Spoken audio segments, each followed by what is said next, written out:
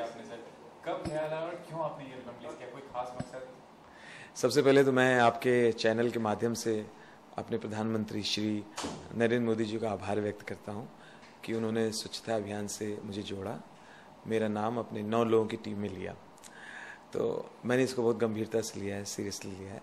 अब मेरी ड्यूटी भी है और मेरा कर्तव्य भी है कि मैं उनके स्वच्छता अभियान को आगे बढ़ाऊं और उन्होंने जो एक अलग जगाई है तो ये लौ जलती रहे, ये अभियान कुछ दिनों तक होके समाप्त ना हो जाए और लोग भी इसको गंभीरता से लें।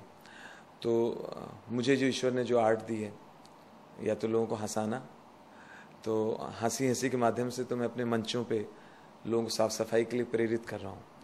फिर हमने सोचा कि और नया क्या करें। तो अगर मैं गजोधर के अंदाज में कुछ कहूँगा तो गजोधर बहुत हो चुका है, खूब सुना है लोगों ने। तो हमारे दोस्तों ने कहा कि स्वच्छता अभियान पे मैं गाना बनाऊँ। मेरा गाने का जो एक छोटा सा हिडन टैलेंट है, छुपा हुआ, तो हमने कहा ये भी लोगों को आएगा, लोग आश्चर्यचकित भी होंगे और लोग खुश भी होंगे कि गाने का इस्तेमाल राजू ने अच्छे काम के लिए किया। तो संगीतकार राम शंकर ने स्वच्छता अभियान पे गाना लिखा और फिर मैंने उसको गुनगुनाया डरते डरते, क्योंकि मैंने कभी गाया नहीं था। फिर उन्होंने कहा कि नहीं बढ़िया, और वीनस के चंपक जैन ने सुना। तो हमने कहा देखिए अगर ये अच्छा ना आया हो तो किसी सिंगर से गवा दीजिए, मार्केट के सिंगर से। बोले नहीं नहीं बहुत अच्छा लग रहा है, और चूंकि तुम इस अभियान में जुड़े हो तो तुम्हारी आवाज़ में लोगों को और अच्छा लगेगा। इस तरह से फिर मैंने ये गाना हम लोगों ने बना लिया, शूट भी हो गया और आज आपके माध्यम से लोगों तक पहुंच रहा है जी। लेकिन राजू जी, हमारे देश में काफ़ी सारे बुद्धिजीवी लोग हैं, मतलब जो कि ये स्वच्छता भारत अभियान जो है मोदी ने शुरू किया सर। लेकिन आपने देखा है अगर कोई दूसरी हस्ती होती, किसी भी फील्ड से, स्पोर्ट्स से होती है, बिजनेस से में, तो वो भी एक ऑप्शन था, वो भी बेहतरीन होता है। जरूरी नहीं हर चीज़ मोदी ही से शुरू है। ये तो मोदी जी की खूबी हुई, ये तो मोदी जी की एक अच्छी सोच है कि हर अच्छी चीज़ वही कैसे सोच लेते हैं। ये तो और भी आपने अच्छी बात कह दी मोदी जी के लिए। ये बहुत कुछ हो सकता था, और पहले के नेता भ्रष्टाचार ना करते तो अच्छा होता, और पहले के नेता कालाबाजारी ना करते तो अच्छा होता, और पहले स्वच्छ भारत के लिए कोई और अभियान को छेड़ देता तो बहुत अच्छा होता। मगर ये भी अजीब बात है कि सारे अच्छे कार्य मोदी जी को करने पड़ रहे हैं। तो ये मोदी जी के दिमाग की उपज है। ठीक है, हम लोग को स्कूल में सिखाया जाता था, टीचर सिखाती थी कि नाखून कटे रहने चाहिए, खाने से पहले हाथ धोना चाहिए, खाना खाने के बाद हाथ धोना चाहिए, आसपास साफ सफाई रखनी चाहिए। लेकिन कहाँ कोई रखते हैं। हमारे यूपी बिहार में तो कितने लोग हैं जो कचरा इकट्ठा करके पड़ोसी के दरवाजे डाल दें, है ना, और खिड़की खोली और वहीं से कूड़ा फेंक दिया। सिगरेट पिया, उसका वो बचा हुआ कहीं भी फेंक दिया। समोसा खाया, पत्ता कहीं भी फेंक दिया, है ना। कोल्ड ड्रिंक पी, उसकी बोतल या डब्बा कहीं भी फेंक दिया। सड़क पे थूक देते हैं बिंदास। तो यही लोग जब विदेश जाते हैं, कभी घूमने जाते हैं, तो वहाँ सफाई पर बड़ा ध्यान रखते हैं, वहाँ गंदगी नहीं करते, डरते भी हैं कि फाइन पड़ेगा। और वही लोग जब वापस लौट के आते हैं हिंदुस्तान तो फिर गंदगी शुरू कर देते हैं। तो अभी अपने यहाँ कभी डेंगू फैल जाता है, कभी डेंगी फैल जाती है, कभी प्लेग हो जाता है, और कितने हजारों लोग इससे मरते हैं। तो जितनी सफाई रखेंगे हम सब स्वस्थ रहेंगे। राजनेताओं में मुलायम सिंह जी का, लालू जी का काफी अच्छा करते हैं। मोदी जी का आपने कितनी बार किया होगा, अगर आपको याद है, कहाँ पे आपको कोई कम्प्लीमेंट ऐसा मिला, या मोदी जी ने कभी कम्प्लीमेंट दिया आपको इस चीज़ के बारे में जब मुलाकात हुई?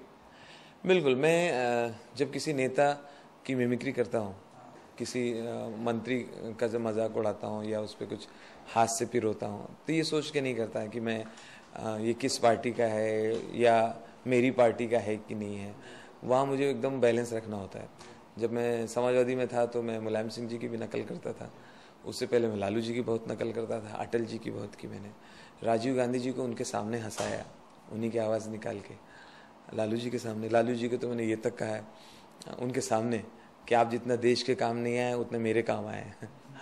तो अभी मोदी जी की भी नकल करता हूँ। मोदी जी मैंने बनाया था कि पिछले दिनों चाइना के राष्ट्रपति हिंदुस्तान आए थे, तो मोदी जी ने चाइना के राष्ट्रपति से कहा, मिस्टर जिनपिंग जी, आप हमें ये गारंटी दीजिए कि चाइना की सेनाएं हिंदुस्तान की ओर रुख नहीं करेंगी, आप हमें गारंटी दीजिए।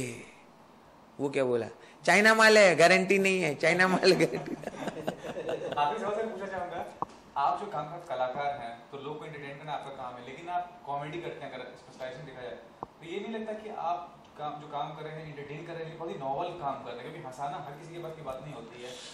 मुझे लगता है कि ईश्वर ने हमारी औकात से ज़्यादा हमें दे दिया। हम जब कानपुर में थे तो हमें एक प्रोग्राम का 50 रुपये मिलता था। जब हम बम्बई आए तो हमें एक शो का 100 रुपये मिलता था। मेरी फीस थी 100 रुपया। वहाँ से होते होते मैं यहाँ तक पहुँचा कि आज जन जन मुझे जानते हैं, लोग प्यार करते हैं। इस समय मैं खड़े होकर इंटरव्यू दे रहा हूँ, ये कभी सोचा नहीं था। तो इतना सब ईश्वर ने मुझे दे दिया। अब मेरा फ़र्ज़ है कि अब मैं समाज के भी कार्य करूँ, कुछ लौटाऊँ, सिर्फ अपने बारे में नहीं सोचूँ। ठीक है, हंसा हंसा के मैंने अब तक अंदर की सफाई की है लोगों की, अब मैं बाहर की करूँगा, मोहल्लों की करूँगा, गलियों की करूँगी, मंदिर, दरगाह, मस्जिद, वहाँ जो गंदगी फैली रहती है वहाँ करूँगा, और सड़क पे मैं झाड़ू लेके निकल पड़ा हूँ। ये बता सकते हैं कि इस एल्बम के अलावा कोई प्रोजेक्ट्स में काम कर रहे हैं, टेलीविजन प्रोजेक्ट, फिल्म प्रोजेक्ट, कुछ प्रोजेक्ट्स में काम कर रहे हैं? कुछ प्रोजेक्ट पे काम चल रहा है। बहुत जल्दी आप मार्च में आप देखेंगे मेरा कोई नया शो शुरू हो रहा है। थैंक्स। ये गाने की लाइन ले लीजिए। आप पूछिए। मेरा स्वच्छ भारत से जो गाना आपने गाया है, अगर 2 लाइन गुनगुनाए तो काफी बेहतर लगेगा। हे दम दम दम लगा के जोर हैया, स्वच्छ करो भारत लगेगा ना रुपया। अरे मोदी जी का सपना है ये देश भी तो अपना है, आओ मिलके हाथ बढ़ाओ कहते राजू भैया। दम दम दम लगा के जोर हैया, स्वच्छ करो भारत लगेगा ना रुपया। Thank you sir. मैनेजर ही आपने